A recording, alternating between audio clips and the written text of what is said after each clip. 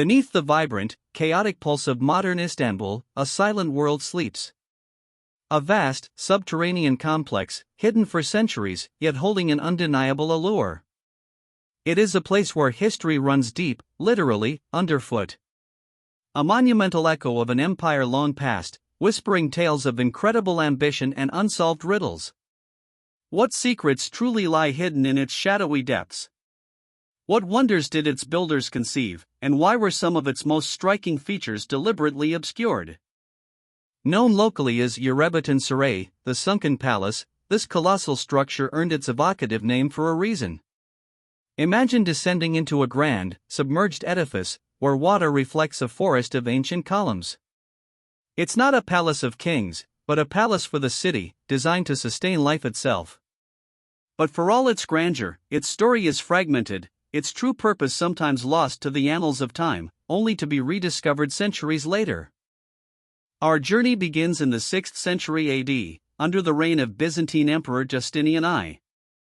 A period of immense construction and unwavering ambition.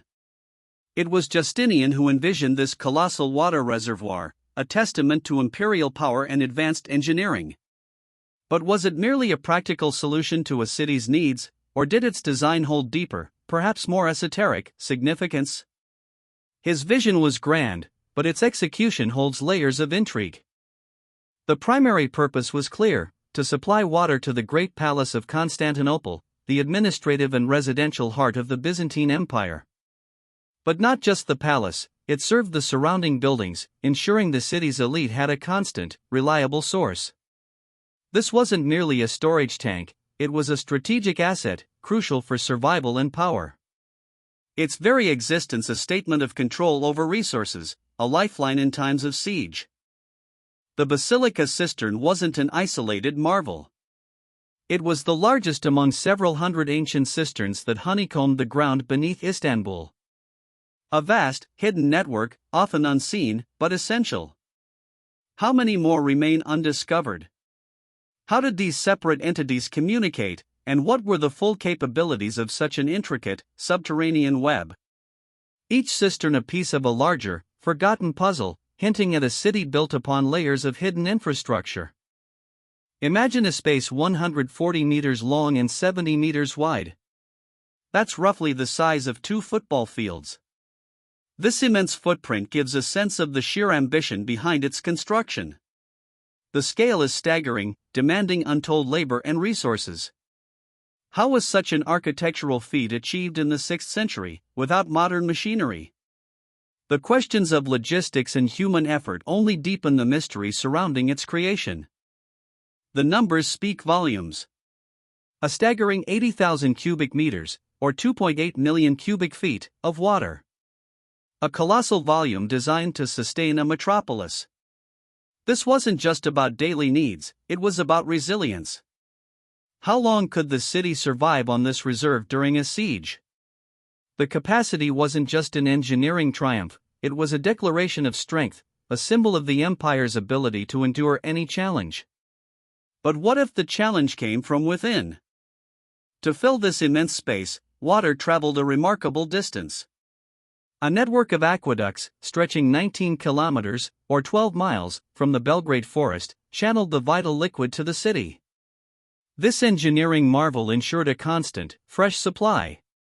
But imagine the maintenance, the vulnerability of such an exposed system. What hidden channels, what secret conduits might have existed to protect this crucial flow? The visible aqueducts tell only part of the story. Remarkably, the cistern was used for centuries, even enduring the Ottoman conquest of Constantinople in 1453. It adapted, serving a new empire, a testament to its robust construction and enduring utility. But did its purpose remain strictly utilitarian? Or did the new rulers, unfamiliar with its Byzantine origins, begin to perceive it differently, perhaps even imbue it with new meanings or fears? Its continuous use suggests a deep integration, but also a gradual forgetting of its full history. Then, silence. For a period, the Basilica Cistern faded from public consciousness, its existence largely forgotten by the Ottomans, who preferred running water systems. It wasn't until the 16th century that a curious Dutch traveler, Petrus Gillius, rediscovered this subterranean marvel. He was searching for Byzantine antiquities and heard tales of locals drawing water from holes beneath their homes. What mysteries had been buried alongside it during its long slumber? Descending into its depths today, one is immediately struck by a silent, stone forest. 336 marble columns, each towering 9 meters, or 30 feet, high. They stand in perfect symmetry, arranged in 12 rows of 28 columns each. But look closer. These aren't uniform. Their variations hint at a deeper truth, a story of repurposing and perhaps, a hidden message in their disparate origins. What tales do these salvaged stones silently tell? These columns, astonishingly, were salvaged from older structures across the vast Roman Empire. This practice, known as spolia, saved time and resources. But it also meant incorporating disparate elements, fragments of other histories, other gods. Corinthian, Ionic, Doric, composite styles stand side by side.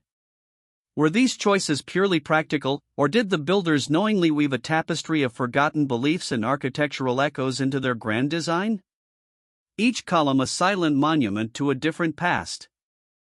Among these hundreds of columns, 2 stand apart, imbued with a powerful, unsettling aura. At the northwest corner, 2 colossal Medusa heads serve as column bases. But their placement is curious, even provocative. One is inverted, upside down. The other, turned on its side. This deliberate orientation begs questions. Why? Was it simply a utilitarian choice for structural support, or a profound act of defiance, protection, or perhaps, a warning? Medusa, the Gorgon of Greek mythology, whose gaze could turn men to stone. Her image was often used as an apotropaic device, a ward against evil. Was her presence here intended to protect the cistern's waters, or perhaps the city itself, from unseen threats?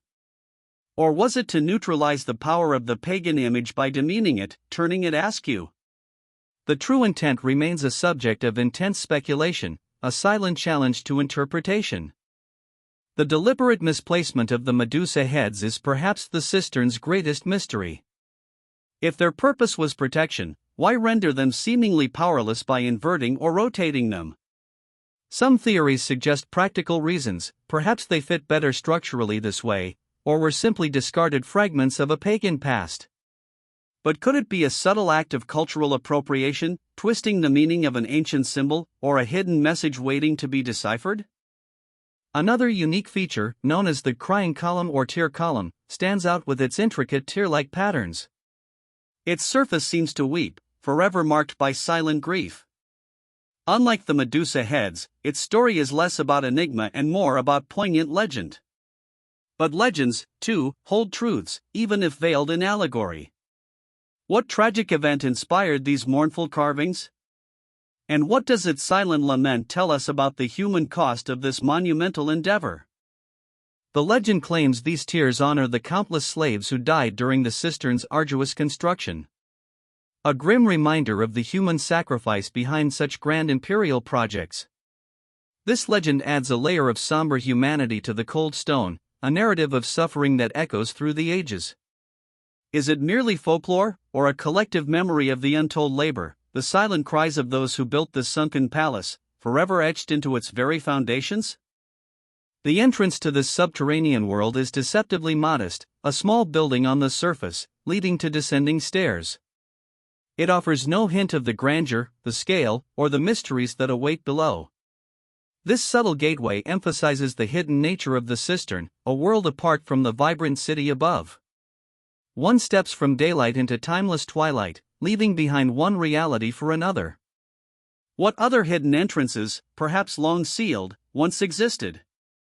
Surprisingly, the cistern is not devoid of life. Fish, specifically carp, inhabit its murky waters, acting as natural cleaners. Their silent presence adds to the otherworldly atmosphere, darting between the column bases like ancient spirits. Do they guard forgotten relics? Have they adapted to an environment unseen by the sun for centuries, or are they a modern addition to maintain its ecological balance? Even the simple fish seem to carry an air of mystique in this ancient realm. The soundscape of the Basilica Cistern is as much a part of its mystery as its visual grandeur. The gentle, incessant dripping of water, amplified by the cavernous space, creates an ethereal rhythm. Footsteps echo, carrying through the ancient columns, a symphony of past and present.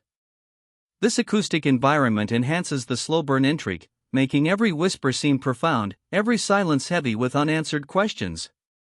It invites contemplation, demanding you listen to its hidden stories. Its unique atmosphere has not gone unnoticed. The Basilica Cistern has transcended its historical function, becoming an icon in popular culture.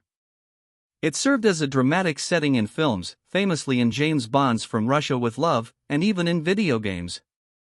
This cinematic exposure has brought its mysteries to a global audience. But does this fame simplify its complexities, or merely highlight the enduring power of its unsolved enigmas, inspiring new generations to ponder its secrets? Despite its period of neglect, the cistern was not entirely forgotten. It underwent significant restoration in the Ottoman era, during the 18th and 19th centuries, ensuring its continued structural integrity. These efforts suggest a renewed appreciation for its engineering, perhaps even an emerging understanding of its historical significance. But did these restorations alter its original character, or perhaps even inadvertently conceal further clues to its deepest mysteries? What might have been lost in the pursuit of preservation? More recently, in the 1980s, the Istanbul Metropolitan Municipality undertook major cleaning and structural reinforcement. This monumental effort paved the way for its transformation into a public museum. Modern engineering meets ancient marvel. But even with advanced techniques, the full scope of its original construction, its hidden passages, and its true depths remain elusive. What more could lie beneath the sediment, waiting for a future generation to uncover? Since 1987, the Basilica Cistern has been opened to the public as a museum. Millions now walk among its columns, marvel at its scale, and ponder its enduring questions. This accessibility allows direct engagement with history, a tangible link to a bygone era. But is the act of making it a museum a final act of revelation, or does it merely frame its mysteries, inviting new interpretations and new theories from every visitor who descends into its depths? Justinian I's ambition resonates through these chambers. He built not just a water reservoir, but a statement. A testament to a sprawling empire's ingenuity and its determination. But what were his personal feelings towards this project? Did he ever walk its platforms, admiring the work, or contemplating the secrets it held? The emperor's direct gaze, now immortalized in mosaics, does not betray the deeper thoughts behind this monumental creation. Despite modern exploration and restoration, the full extent of the Basilica Cistern's subterranean network remains partially veiled. What lies beneath its current walkways? Are there lower levels, connecting tunnels, or hidden chambers yet to be discovered? The very nature of a sunken palace suggests an ongoing descent, a further drop into unseen architectural layers. Could more Medusa heads, more crying columns, await a future reveal, deeper still? What was the architect's ultimate vision for this place? Was it purely functional, or imbued with symbolic meaning beyond its practical purpose? The careful arrangement of columns, the use of spolia from diverse sources, the deliberate placement of the Medusa heads, these are not random acts. They suggest intent, a coded language of stone. But who possessed the key to decipher this ancient architectural code? And what truths would it reveal about the builders and their world? Every dripping sound, every echoed step within the Basilica Cistern carries whispers of the past. Whispers of emperors, slaves, travelers, and the passage of empires. It is a place that feels alive with history, yet holds its secrets tightly. The atmosphere compels one to ponder, to listen, to feel the weight of centuries. What stories have these ancient columns borne witness to, that remain unspoken, eternally trapped within their cold, marble forms? Let us return to the Medusa heads. The most potent symbols of the cistern's enduring mystery. Were they placed upside down and sideways to negate their power, or to harness it in a unique, perhaps even perverse, way? Some esoteric interpretations suggest such inversions can amplify magical effects, rather than diminish them. Could the builders have been playing a deeper game, intertwining practical engineering with powerful, arcane symbolism, the true meaning now lost to us? The Basilica Cistern is more than an ancient water supply. It is a monument to human ingenuity, a testament to resilience, and above all, a living enigma. Its history is a canvas, painted with facts and legends, but still leaving vast, dark spaces for speculation. How many layers of meaning still lie hidden beneath the water, within the stone, or in the forgotten annals of time? Its silent presence continues to challenge, to inspire, and to mystify. From the grand vision of Justinian I, to the repurposed columns, to the silent tears of the crying column, and the haunting gaze of the Medusa heads, every element of the Basilica Cistern contributes to an enduring puzzle. A puzzle that, despite centuries of study, refuses to be fully solved. And perhaps, that is its greatest gift, to remind us that even in the most thoroughly explored corners of our world, true mystery can still flourish, waiting to be pondered anew. The Basilica Cistern stands as a testament to what we know, and a beacon for what we don't. Its history is remarkable, its engineering awe-inspiring. But its mysteries are what truly draw us in, inviting us to look deeper, to question, and to imagine. It calls to us from the depths, a silent, watery challenge to uncover more, to understand the layers of time, culture, and belief that shaped this extraordinary sunken palace. And perhaps, to find ourselves within its reflection.